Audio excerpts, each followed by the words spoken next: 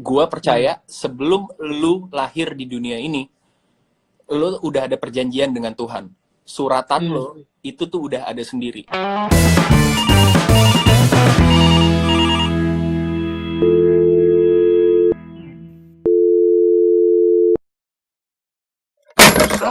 Apa yang bisa lu pelajarin sebagai seorang jomblo sekarang ini ya? Ya. What will you do better nanti ketika lu pacaran lagi? Oke. What will I do better?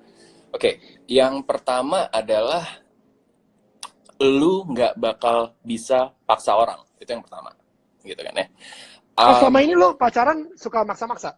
Oh, sangat, sangat. Gue tuh suka maksa kayak yang kamu pakai bajunya yang kayak Daniel dong, yang kayak cowok gitu. Kayak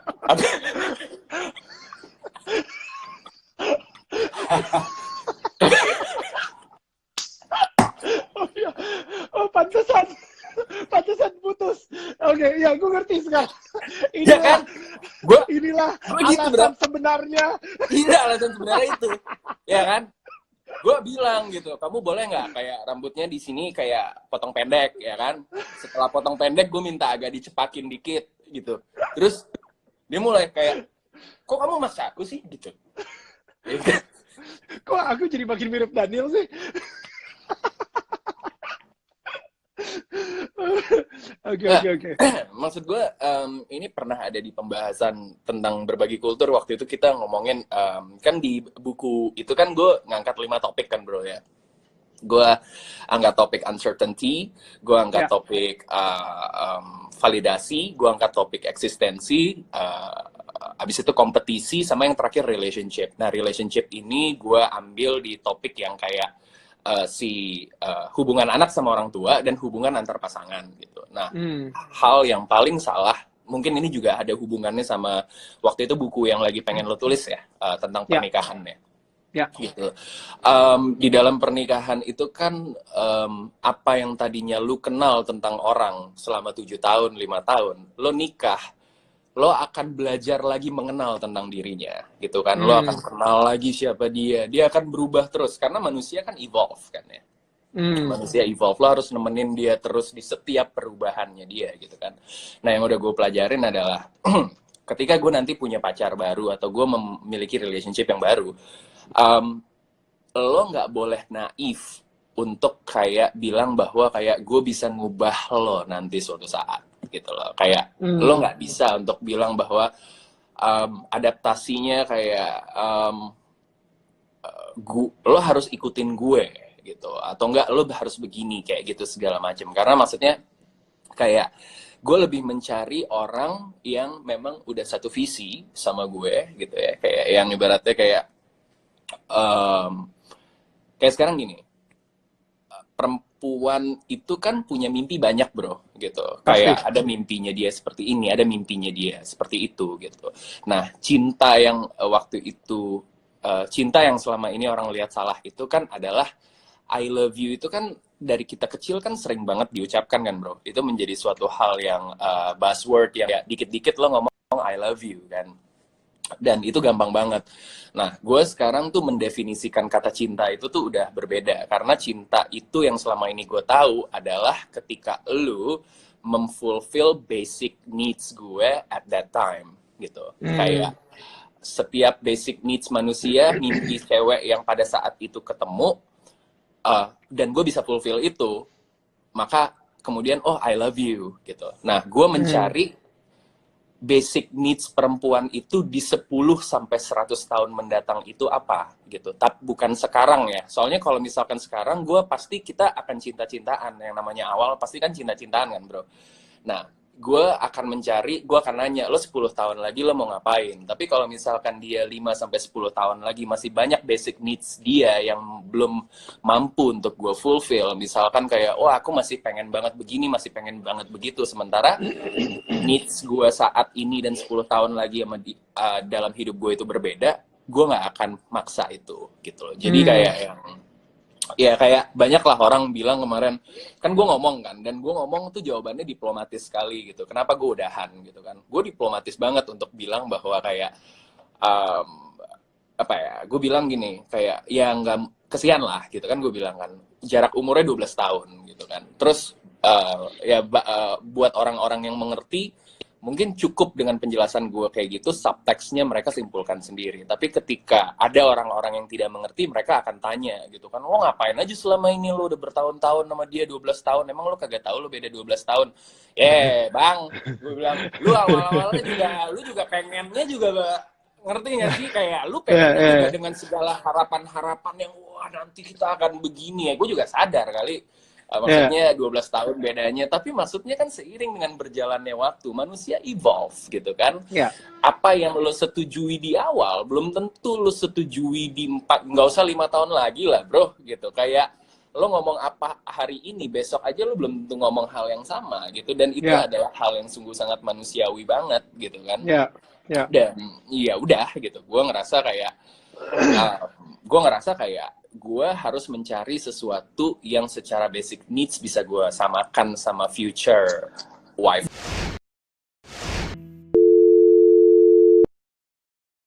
Oke, kalau menurut gue ya,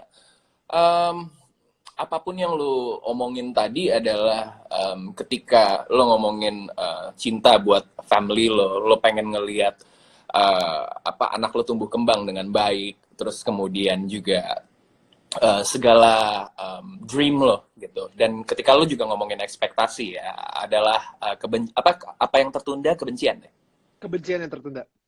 yang tertunda. Nah itu benar banget, karena kenapa gitu, gue ngelihat diri gue kayak begini gitu ya, orang mungkin ngelihat gue tuh kayak, mungkin ya bro, orang ngelihat kita berdua tuh kayak ya wah gila ya, ini orang berdua ya umurnya udah mateng, terus pembicaraannya mateng gitu. Oh nggak begitu bro, gitu. Maksudnya kenapa topik pertama dalam buku gue itu adalah uncertainty.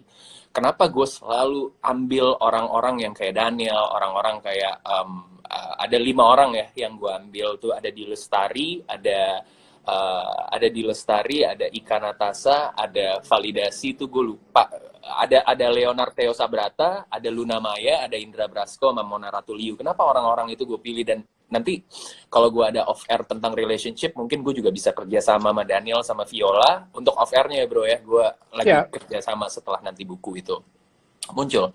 Kenapa gue kerja sama orang-orang kayak gitu? Karena nggak ada satupun expert dalam kehidupan ini bro, gitu. Kenapa topik pertamanya itu adalah uncertainty? Orang berpikir kita bisa ngomong kayak begini, kita udah kayak wah bacaannya banyak banget nih.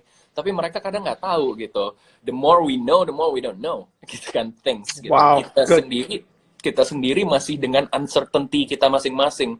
Lo berpikir gitu dengan kayak, wah gue nanti ketika gue udah 38, gue udah punya certain amount of money in my bank account, and then I'm enjoying life. Sampai akhirnya lo di 38, lo dengan uncertainty lo sendiri, lo dengan pertanyaan-pertanyaan hidup lo sendiri, dengan kegalauan lo setiap malam, dan man, itu tuh nggak pernah berhenti. Kenapa gue ngerasa bahwa apapun yang lo omongin barusan itu adalah sesuatu yang paling make sense? Karena hubungan manusia itu, terutama relationship antara pasangan, gue belajar tentang diri gue, dan gue juga belajar tentang diri lo. Setiap manusia pasti punya ekspektasi yang lebih terhadap pasangan masing-masing.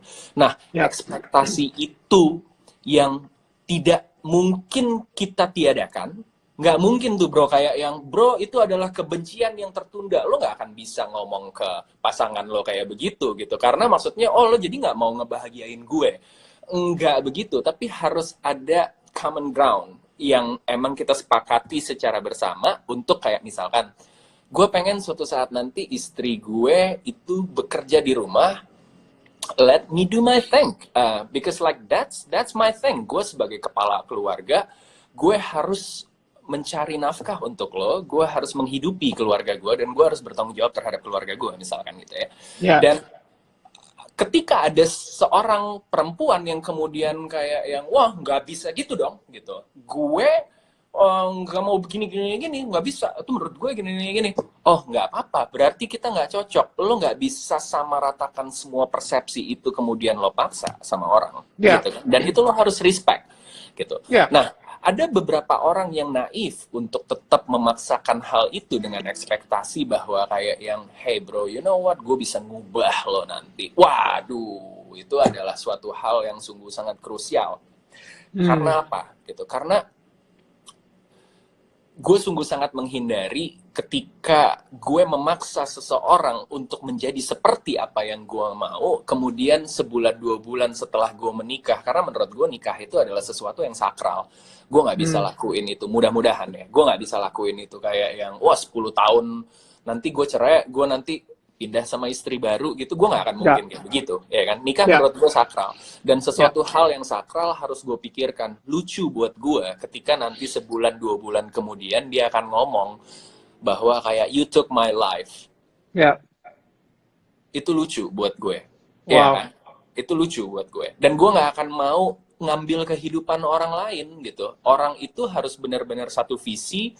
Secara bro, both of us are a faithful person ya, we agree on that ya, gitu. Maksudnya cara kita aja berbeda gitu.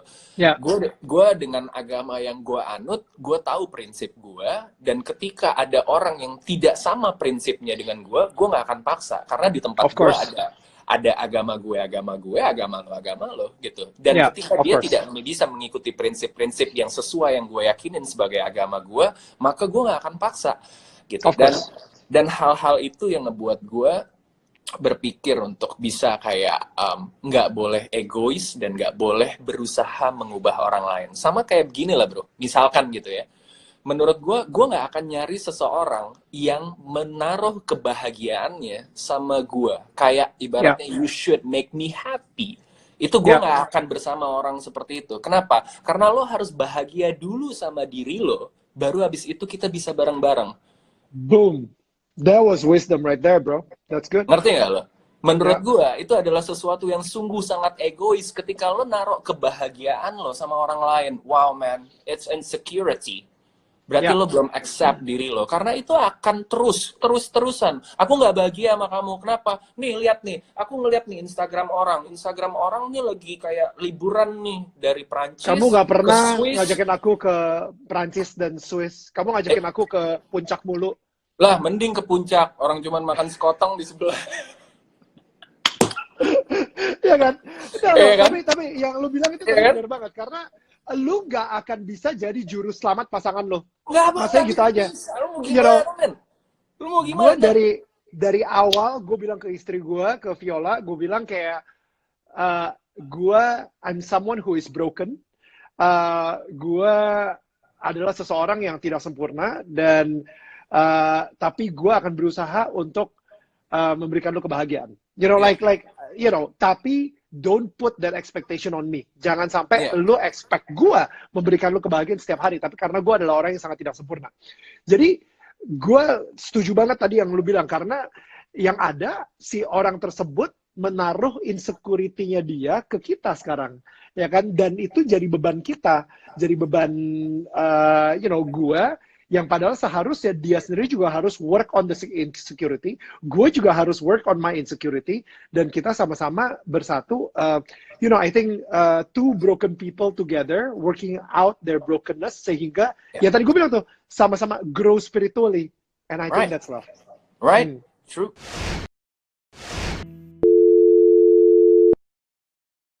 Nah, maksud gue sekarang gini ya bro. Gue pengen orang-orang tuh tahu kayak lu ketika lu menikah, lu pengen suatu hal yang serius, lu tuh harus punya higher purpose gitu. Kayak kenapa gitu lu menikah gitu, untuk alasan apa lu menikah? Karena gue setuju, cinta sama manusia itu akan berakhir, pasti selesai gitu. Entah bagaimanapun caranya ya. Makanya gue bilang bahwa kayak yang, lo tahu nggak sih bro, ketika lo bilang bahwa cinta itu tidak bisa memilih, berarti lo belum tahu apa arti kata mencinta gitu. Karena lo harus pilih tuh orang untuk lo cintai setiap hari gitu. Karena besok lo lihat dia bangun, mukanya gitu, ilernya di sini, rambutnya berantakan, terus udah kayak gitu, kayak yang kok nggak sesuai sama ekspektasi gue pada saat gue awal-awal. Ya iyalah, udah 200 tahun lo bareng sama dia, udah 10 tahun lo bareng sama dia. Ya jelas lah, apalagi kayak ada orang baru, rumput tetangga selalu lebih hijau, standar lah, itu manusia gitu. Tapi ketika perlahan-lahan cinta lo tuh selesai sama dia, lo akan harus memilih untuk mencintai dia esok hari, bahkan saat lo udah nggak punya alasan lagi untuk mencintai dia. That's love menurut gue gitu. Dan itu harus dari kedua belah pihak. Kenapa setiap orang harus bisa settle sama bahagia dulu sama dirinya dia sendiri sebelum dia mempertaruhkan kebahagiaannya dia sama orang lain? Karena ketika lu nggak bahagia sama diri lo, gue pernah ngomong sama Luna kemarin, kayak yang dia nanya tipenya gimana sih, ya aku cari orang cewek yang udah nggak main Instagram. Sebenarnya itu gue maksud gue bercanda, tapi itu adalah suatu hal yang subteksnya gede Sorry banget. Luna, lo bukan tipe gue gitu maksudnya. Gue takut sih, gue kalau gue mau ngomong kayak begitu nanti ada yang nge-capture bro, gitu. Pasti itu maksudnya supaya jadi headline lagi gitu. Ya udah, gue kalau gue sih diplomatis aja ya. Tipe gue tuh sebenarnya lo gitu loh, tapi Ya nggak apa-apa, itu jawaban yang paling diplomatis.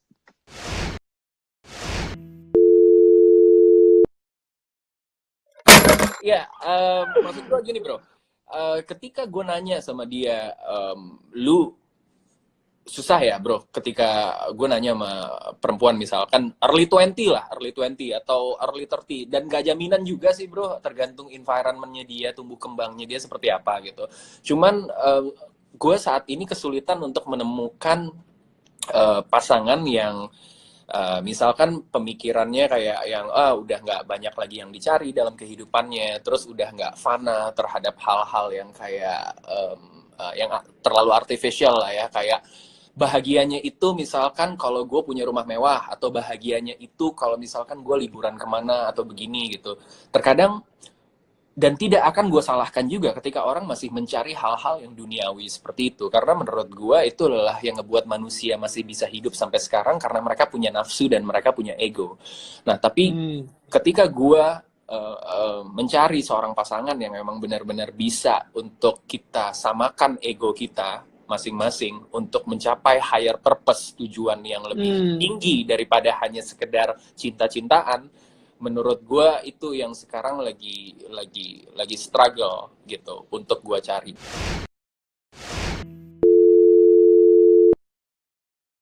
Tapi gue tenang karena gue tahu apa yang buat gue tidak akan mungkin melewatkan gue, dan apa yang buat gue apa yang buat gue tuh nggak akan ya emang udah pasti buat gue gitu loh. Tapi itu so adalah phrase yang bagus banget sih dari Umar bin Khattab. Menurut gue tuh kayak yang keren itu adalah banget. sesuatu hal yang paling make sense dan nggak ngejelimet diterjemahkan dalam bahasa apapun gitu loh. Jadi dan itu gue setuju ya bro ya. Sampai sekarang nih gue ngerasa kayak gue sedih terkadang kalau sama millennials yang dikit-dikit ngomongin masalah, balik lagi ya, ketika ada orang yang faithful gitu, misalkan kayak Arie Untung gitu ya. Kita kenal Arie udah lama lah bro ya gitu. Dari zaman MTV juga. Gue sungguh sangat respect banget sama journey-nya dia, yang sekarang dia hijrah dan segala macem gitu. Menurut gue kayak yang wow, spiritual journey-nya dia ada di situ. Somehow orang-orang ketika ya misalkan gitu ya, ada beberapa hal yang kayak kita nggak mau terkesan terlalu kayak wah ini terlalu preachy banget atau gimana gitu pada saat pembicaraan kita seperti ini gitu. Bro, lo tau gak sih bro, kayak lo dengan spiritual journey lo sekarang gue lihat tapi lo bukan pastor ya bro, maksudnya lo hanya memberikan pelayanan aja kayak begitu segala macam gitu, atau gimana? No. Tapi maksudnya orang-orang pada bilang kalau misalnya lu bisa jadi pastor di mana aja lah, basically kayak gitu. Maksudnya sama kayak apa yang lu lakuin sekarang, ketika lu lagi, sedikit berkhotbah gitu soal misalnya Umar bin Khattab gitu misalnya. I think you are pastoring to everybody yang lagi nonton saat ini, misalnya seperti itu. Jadi kayak, Ya, tapi gue bukan pastor. Tapi gue pernah ngelihat lo, maksudnya lagi pelayanan, lo ngomong tentang hal-hal yang tentang agama dan segala macam. Kadang milenial sekarang ngelihat itu sebagai suatu hal yang kayak wah ini terlalu preachy, apa sih dikit-dikit kayaknya terlalu masuk ke area agama gini segala macam. Man, gitu. Kayaknya lu terlalu sempit deh kalau lu ngomongin orang misalkan dia ikut pengajian apa atau dia ikut kayak bagaimana dia ikut kayak kajian apa. Bro, gue ikut Hmm. di Blok M, gue ikut ya kalau misalkan teman-teman di sini yang Muslim tahu Ustadz Khalid Basalamah, gue ikut tiap ada live gue nonton gitu. Tapi tidak Hmm. berarti kemudian gue jadi nggak cool gitu.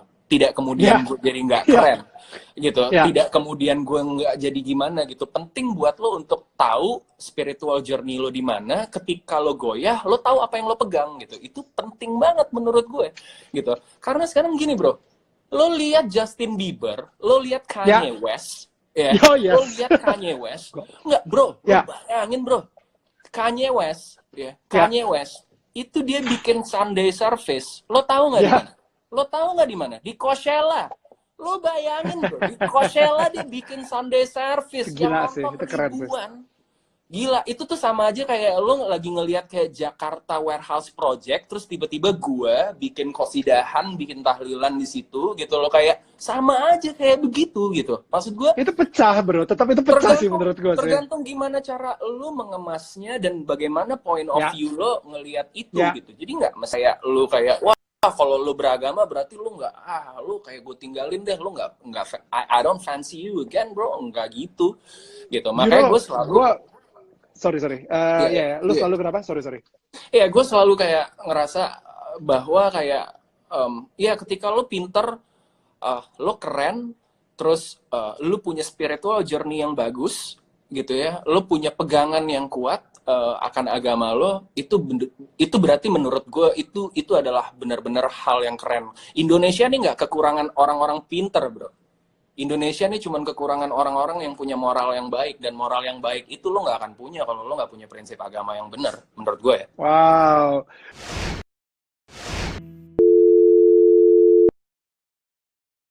Kemarin, come on, hari Minggu di mana semua orang Nasrani harusnya ke gereja gitu ya, gue malah nonton si Ustadz ini gitu, maksudnya kayak lu kalau misalnya bisa ngecek gitu ya, dia ngomong, dude, amazing insight. Gue jujur kayak suka banget, dan akhirnya gue juga ngecek juga gitu kayak YouTube yang lain, dan gue juga pengen pengen ngelihat wisdom dari agama-agama lain, karena menurut gue kayak you know ada seorang menteri yang ngomong di pemakamannya Glenn Fredly, ya kan? Dia bilang agamanya Glenn Fredly adalah kemanusiaan, Ya, dan itu menurut gue sebuah kalimat sempurna menurut gue, dan itu mendeskripsikan gue juga ya, gitu.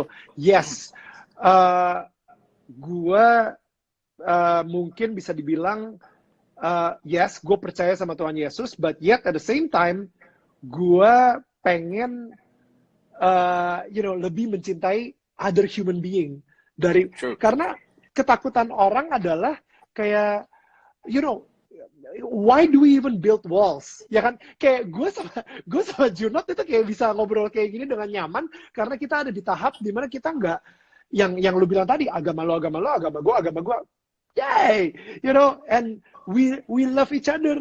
Kita, kayak we love each other, like literally we love each other, ya kan? Jadi kayak ya udah lah ya, dan gue berharap banget siapapun yang nonton ini juga bisa mempunyai pandangan atau persepsi yang sama gitu. Ya, ya, Gue pernah nonton, again, ini Dewi Sandra yang ngasih gue linknya. Jadi ada pembicaraan dari seorang ustadz, seorang rabbi atau rabi gitu ya, dalam Jewish Yahudi gitu, sama pastor Kristen atau Katolik, gue lupa. Pokoknya mereka bertiga ngobrol, ada di interview gitu. Nah, dan habis itu kayak ditanya gitu ya,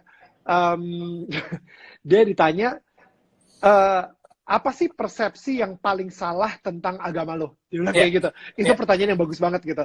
Nah, persepsi kalau misalnya yang dari Kristen, dia bilang gini, gue nggak tahu kenapa ya, orang-orang takut banget kalau misalnya yang kita lakuin adalah kristenisasikan orang gitu. ya, Which is like, itu persepsi yang sangat salah banget gitu. Dan gue ngakak banget sih pas dia ngomong kayak gitu. Dan ketika yang Ustadz Muslim ditanyain, kalau misalnya lu apa?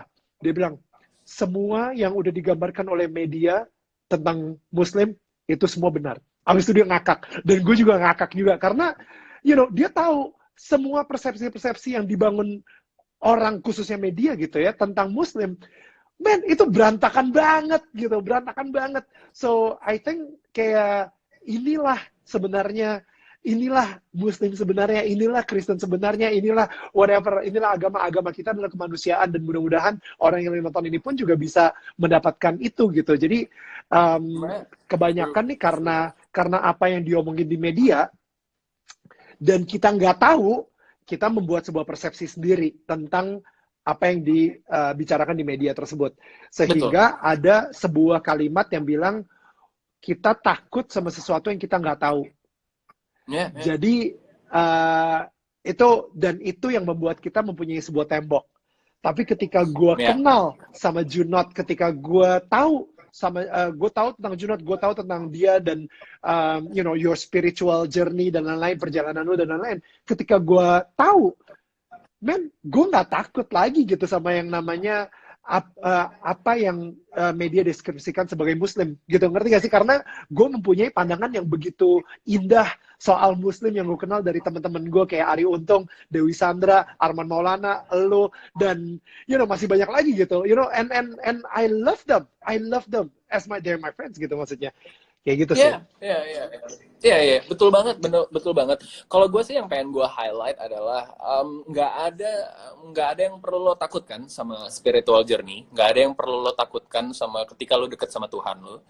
Itu nggak perlu lo takut jadi nggak keren gitu, nggak perlu lo takut jadi kayak nggak cool lagi ketika lo ngomongin masalah faith gitu. Karena maksudnya gila lo men, kayak milenial sekarang diwakili sama Justin Bieber, terus udah kayak gitu ada Kanye West yang bikin Sunday service di Coachella. Itu kan menurut gue kayak tergantung gimana cara lo ngemasnya aja sih menurut gue gitu. Dan satu lagi ya gitu, kayak gue ikut seperti itu, ikut kajian yang bisa dibilang tuh kayak jadi ada kajiannya namanya Al-Sunnah wal Jamaah gitu bro. Itu tuh katanya kajiannya keras, terus udah kayak gitu yang ikut di situ harus begini begitu begini segala macam. Gue sampai saking penasarannya sama itu, akhirnya gue ikut gitu. Akhirnya gue lihat kan, ya gue ikut. Nggak, soalnya banyak orang yang wah lo nanti jangan itu bro, nanti lo begini, lo nanti begini. Gue mikir kayak apa, orang yang disampaikan juga adalah hal-hal yang benar dan tergantung lo mau preaching-nya sampai sejauh mana, ya kan? Ibaratnya gue dikasih tahu sungguh sangat hal yang baik banget bro dari situ. Kayak orang-orang yang lo nilai itu tuh kayak nggak asik, preachy nggak asik, itu tuh sama kayak begini bro sebenarnya. Ini ustadz gue nih bro yang ngomong ya. Itu sama kayak anak kecil baru bisa baca. Anak kecil baru bisa baca itu semua orang dipanggil bro. Semua orang dipanggil. Daniel, sini. Kok Daniel sini. Itu tuh bacaannya adalah B aba, B ubu. Jadi dia pengen show off ilmunya gitu. Babu. Lu kenapa juga pakai babu? Itu kasar banget, bro. Iya. Ngerti gak sih lo? Orang yang show off, tapi orang yang dalam, yang orang yang emang udah tahu kayak pengetahuannya seperti apa, dengan kedalaman tingkat ilmunya seperti apa. Kan kalau orang dewasa yang udah berilmu kan nggak kayak anak kecil yang baru bisa baca gitu.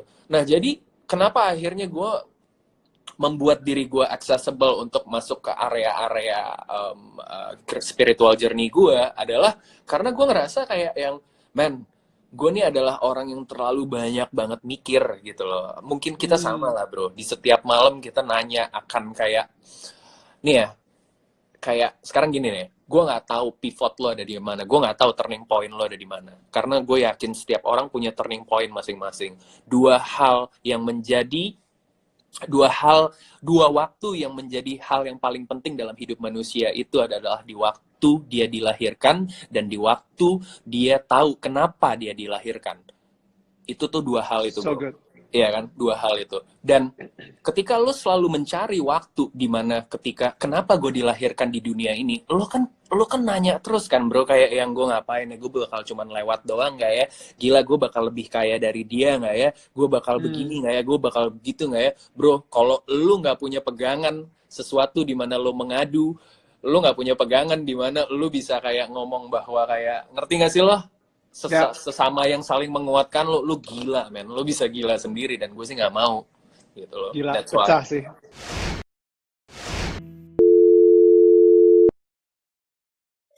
Gimana caranya memberikan ketenangan atau kedamaian di dalam hati kita supaya si uncertainty ini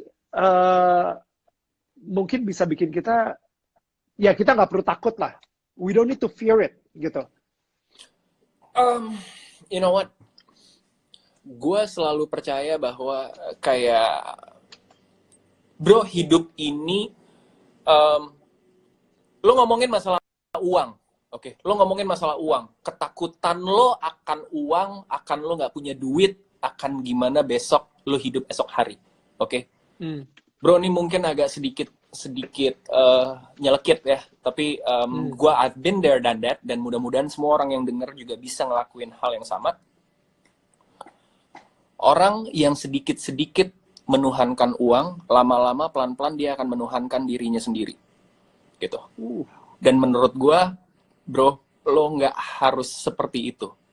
Gue percaya sebelum lo lahir di dunia ini, lo udah ada perjanjian dengan Tuhan. Suratan lo itu tuh udah ada sendiri. Kayak gue ngerasa waktu itu tuh gue berpikir, kalau gue mati, nyokap gue gimana ya, keluarga gue gimana ya, mereka ikutan mati juga. Terus Ustadz gue ngomong, kalau lo ngomong kayak begitu, berarti lo nggak percaya sama suratan yang udah Tuhan kasih ke lo. Wow. Ya. Ngerti nggak? Ya. Lu nggak percaya sama suratan yang udah Tuhan kasih ke lu. Kalau lu apa-apa lu ngomong dikit-dikit kayak, ya ntar keluarga gue gimana? Sih, lu udah menuhankan uang, lu pelan-pelan menuhankan diri lu sendiri, dan itu nggak baik, gitu. Karena apa? Karena lu sebelum lu lahir, suratan lu itu tuh udah ada perjanjian lu dengan Tuhan, men. Hidup lu tuh udah jelas. Wow. Tuhan tuh udah tulis suratan lu seperti apa, gitu. Jadi menurut gue, man, you know what? Gue ngerasa ya, kita sebagai manusia, kita hidup untuk survive. Kita terserah. Lo mau bilangnya having fun, lo mau bilangnya kayak gimana, kayak lo mau bilang usaha, gue pengen punya impact yang besar untuk dunia. Intinya kita sebagai manusia, dilahirkan, lo temukan purpose lo dalam kehidupan, lo survive, lo nunggu mati. Gitu. Dan lo gak perlu khawatir tentang apapun, karena, man, ya udah suratan lo udah ada. Menurut gue sih itu. That's it, nggak usah panjang-panjang. Wow, bro, itu berarti intinya kalau misalnya lu mulai khawatir akan uang, lu berarti mengkhawatirkan apa suratan.